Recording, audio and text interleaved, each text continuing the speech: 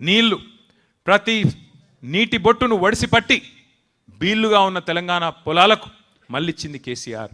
ఇంటింటికి నల్లాలు పెట్టి ఆ నీటి చుక్కలో మరి మా ఆడబిడ్డల కన్నీళ్లు తుడిచింది కేసీఆర్.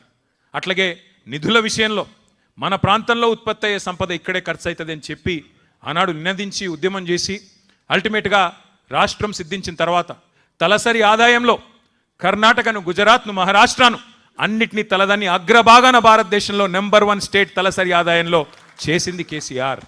అట్లాగే నియామకాల విషయానికి వస్తే ఇవాళ మాట్లాడుతున్న అర్భకులకు నేను చెప్పదలుచుకున్నా, 10 ఏళ్లలో 1,65,000 ఉద్యోగాల భర్తీతో పాటు 2.32 లక్షల ఉద్యోగాల భర్తీకి రంగం సిద్ధం చేసిండు కేసీఆర్.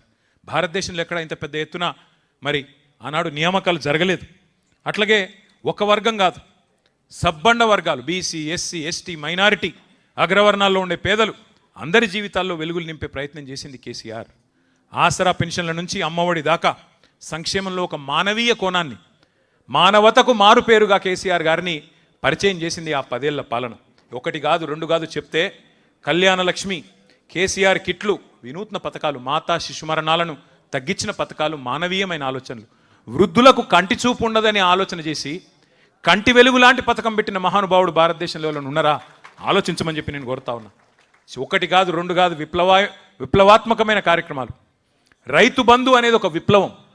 అది సాధారణ అల్లాటప్ప నాయకులతోని జరిగే నిర్ణయం కాదు. రిబ్బన్లు కట్ చేసేందుకు జేబుల కత్తెరలు పెట్టుకొని తిరిగే నాయకులకు అర్థమయ్యే పథకం కాదది. రైతు బంధు ఒక దమ్మున్న ధీరోదాత్తుడైన నాయకుడు 73,000 కోట్ల రూపాయలు రైతుకు పెట్టుబడి సహాయం ఇచ్చిన మొట్టమొదటి నాయకుడు భారతదేశ స్వాతంత్ర అనంతరం కేసీఆర్.